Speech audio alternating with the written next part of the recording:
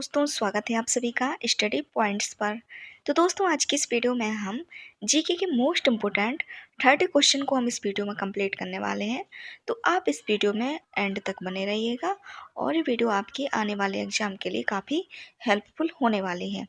तो हमारा पहला क्वेश्चन है, गुप्त वंश का संस्थापक कौन था? Option A Srigupta, option B Chandragupta प्रथम। संस्थापक श्रीगुप्त था, तो हमारा राइट आंसर ऑप्शन ए हो जाएगा, श्रीगुप्त। गुप्त वंश का संस्थापक श्रीगुप्त था। इसके बाद हमारा अगला क्वेश्चन, गुप्त किसके सामंत थे? ऑप्शन ए मौर्य के, ऑप्शन बी कुषाणों के, ऑप्शन सी सातवाहनों के, ऑप्शन डी इनमें से कोई नहीं।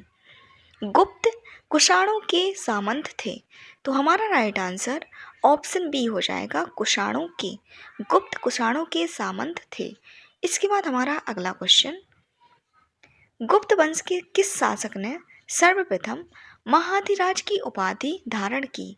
Option A Srigupta, option B Chandragupta प्रथम, option C Ghatotkacha, option D Gupta Samudragupta. गुप्त वंश के चंद्रगुप्त प्रथम ने सर्वप्रथम महाधिराज की उपाधि धारण की, तो हमारा राइट आंसर ऑप्शन बी हो जाएगा, चंद्रगुप्त प्रथम। इसके बाद हमारा अगला क्वेश्चन, गुप्त शासकों की दरबारी भाषा क्या थी? Option A Pali, option B Prakrit, option C Hindi, option D Sanskrit. Gupta शासकों की दरबारी भाषा संस्कृत थी, तो हमारा राइट आंसर ऑप्शन डी हो जाएगा, संस्कृत। गुप्त शासकों की दरबारी भाषा संस्कृत थी। इसके बाद हमारा अगला क्वेश्चन, गुप्त वंश का वह शासक कौन था जिसने हूणों को भारत पर आक्रमण करने से रोका? Option A Kumaragupta, option B Samudragupta, option C Skandagupta, option D Chandragupta. Answer option C हो जाएगा, स्कंदगुप्त। इसके बाद हमारा अगला क्वेश्चन, गुप्त राजवंश किस लिए प्रसिद्ध था? ऑप्शन ए कला एवं स्थापत्य, ऑप्शन बी साम्राज्यवाद, ऑप्शन सी राजस्व एवं भूमि कर, ऑप्शन डी साहित्यिक कार्यों का संरक्षण। गुप्त राजवंश कला एवं स्थापत्य के लिए प्रसिद्ध था, तो हमारा राइट आंसर ऑप्शन ए हो जाएगा, कला एवं स्थापत्य। गुप्त राजवंश कला एवं स्थापत्य के लिए प्रसिद्ध था। इसके बाद हमारा अगला क्वेश्चन, अजंता कलाकृतियाँ किससे संबंधित हैं? ऑप्शन ए हड़प्पा काल, ऑप्शन बी मौर्य काल, ऑप्शन सी बुद्ध काल, ऑप्शन डी गुप्त काल। अजंता कलाकृतियाँ गुप्त काल से संबंधित हैं, तो हमारा राइट आंसर ऑप्शन डी हो जाएगा, गुप्त काल। अजंता कलाकृतियाँ गुप्त काल से संबंधित हैं। इसके बाद हमारा अगला क्वेश्चन, अजंता चित्रकारी का विषय वस्तु निम्नलिखित में से किससे संबंधित है? ऑप्शन ए जैन धर्म, ऑप्शन बी बौद्ध धर्म, ऑप्शन सी वैष्णव मत, ऑप्शन डी शैव मत। अजंता चित्रकारी का विषय वस्तु बौद्ध धर्म से संबंधित है, तो हमारा राइट आंसर ऑप्शन बी हो जाएगा, बौद्ध धर्म। अजंता चित्रकारी का विषय वस्तु बौद्ध धर्म से संबंधित है। इसके बाद हमारा अगला क्वेश्चन, एरण अभिलेख का संबंध किस शासक से है? Option A Brahmagupta, option B Chandragupta प्रथम, ऑप्शन सी चंद्रगुप्त द्वितीय, ऑप्शन डी भानुगुप्त। एरण अभिलेख का संबंध भानुगुप्त से है, तो हमारा राइट आंसर ऑप्शन डी हो जाएगा, भानुगुप्त। एरण अभिलेख का संबंध भानुगुप्त से है। इसके बाद हमारा अगला क्वेश्चन, फारयान किसके शासनकाल में भारत आया था? ऑप्शन ए चंद्रगुप्त प्रथम, option B Ashoka, option C Harshavardhana, option D Chandragupta द्वितीय। फारयान चंद्रगुप्त द्वितीय के शासनकाल में भारत आया था, तो हमारा राइट आंसर ऑप्शन डी हो जाएगा, चंद्रगुप्त द्वितीय। इसके बाद हमारा अगला क्वेश्चन, भारतीय संस्कृति का स्वर्ण युग किसे कहा जाता है? ऑप्शन ए मौर्य काल, ऑप्शन बी राजपूत काल, ऑप्शन सी चोल काल, ऑप्शन डी गुप्त काल। भारतीय संस्कृति का स्वर्ण युग गुप्त काल को कहा जाता है, तो हमारा राइट आंसर ऑप्शन डी हो जाएगा गुप्त काल। भारतीय संस्कृति का स्वर्ण युग गुप्त काल को कहा जाता है। इसके बाद हमारा अगला क्वेश्चन, फारियान कहाँ का निवासी था? Option A Bhutan, option B America, option C चीन, ऑप्शन डी बर्मा। फारियान चीन का निवासी था। तो हमारा राइट आंसर ऑप्शन बी हो जाएगा चीन। फारियान चीन का निवासी था।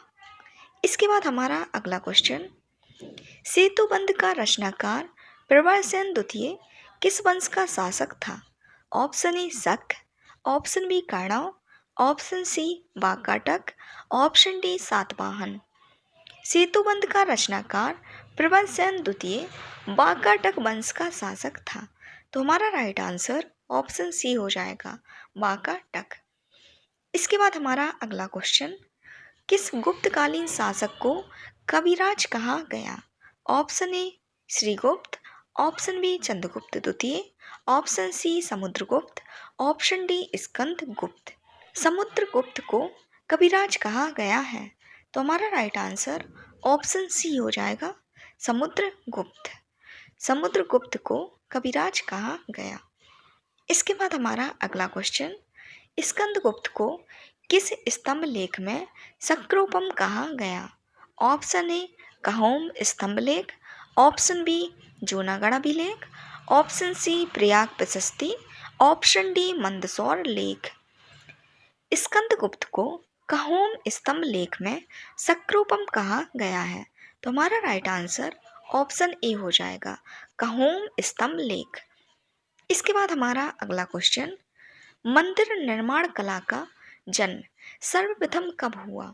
ऑप्शन ए मौर्य काल में, ऑप्शन बी गुप्त काल में, ऑप्शन सी कुषाण काल में, ऑप्शन डी सैंधव काल में। मंदिर निर्माण कला का जन्म सर्वप्रथम गुप्त काल में हुआ। तो हमारा राइट आंसर ऑप्शन बी हो जाएगा गुप्त काल में मंदिर निर्माण कला का जन्म हुआ। इसके बाद हमारा अगला क्वेश्चन, गुप्त काल के सर्वाधिक लोकप्रिय देवता कौन थे?